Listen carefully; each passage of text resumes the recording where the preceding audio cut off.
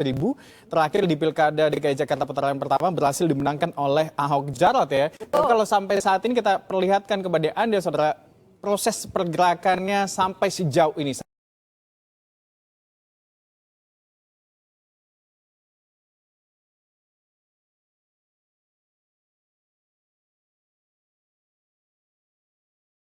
115,83 ini artinya memang angka yang kita tidak bisa bilang bahwa ini angka yang pasti, mengingat bahwa baru 145, artinya memang ini adalah periode pertama ya, bisa dibilang periode pertama masih untuk panjang sebenarnya. Masih panjang. Anda juga yang memang mungkin ikut memantau langsung di TPS masing-masing juga mengawasi bersama tentunya tanpa emosi, karena kita harapkan memang penghitungan suara ini dilakukan secara damai. Biarkan KPU juga melakukan penghitungan suara secara resmi. Kita akan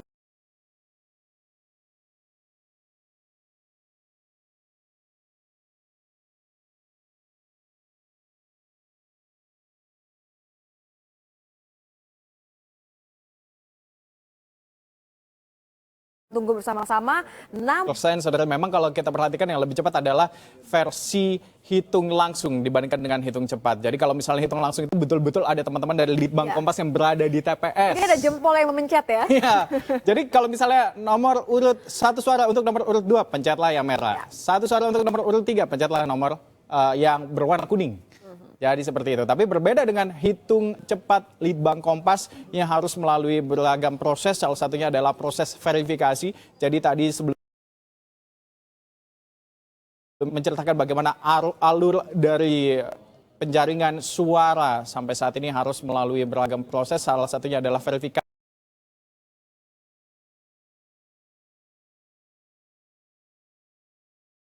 Bahwa margin errornya ini hanyalah 0,2% ya. Artinya memang verifikasi yang dilakukan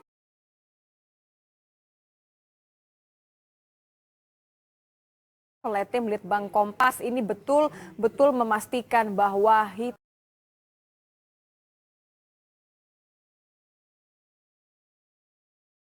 dilakukan oleh teman-teman di Litbang Kompas, melainkan sudah 10 tahun melakukan hal yang serupa. Jadi ini adalah salah satu hal yang juga bisa dikatakan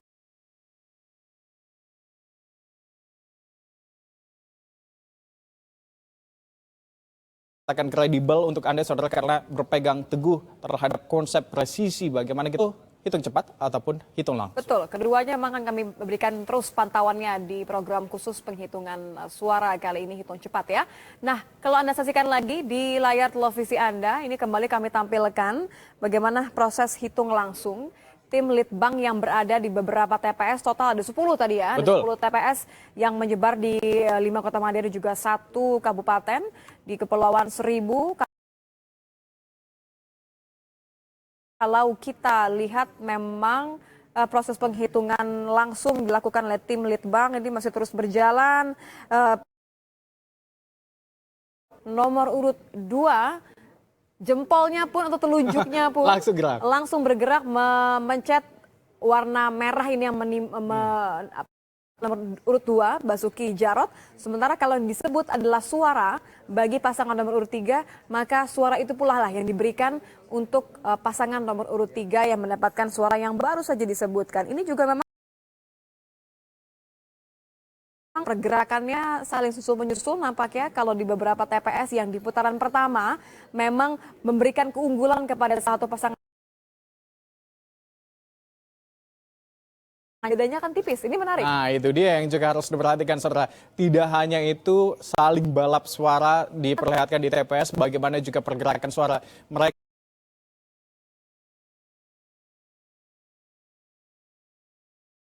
Jakarta di putaran kedua ini ternyata berbalik, itu yang juga harus terus kita amati. Ya, swing voters ya artinya ya, karena memang porsinya ini masih cukup besar, paling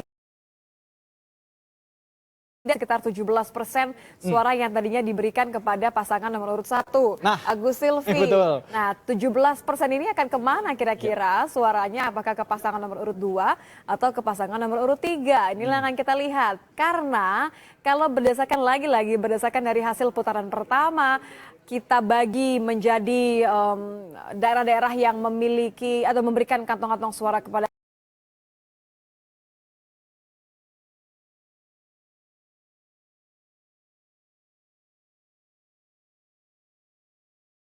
Memang terlihat jelas ya pemetaannya ya.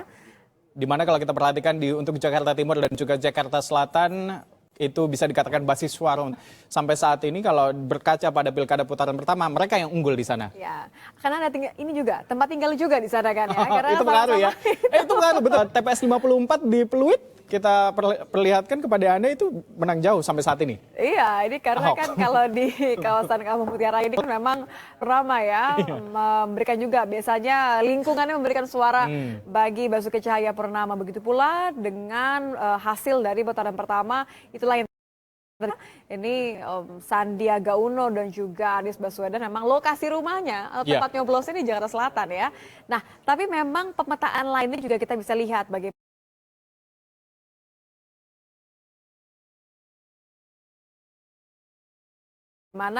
para tidak terlalu mencolok, selisihnya masih agak tipis dibandingkan dengan wilayah-wilayah lainnya. Kita akan lihat apakah di putaran kedua akan ada perubahan atau lebih besar selisihnya. Betul, yang juga tidak kalah menjadi sorotan adalah bagaimana porsi Jakarta Timur yang memiliki warga terbanyak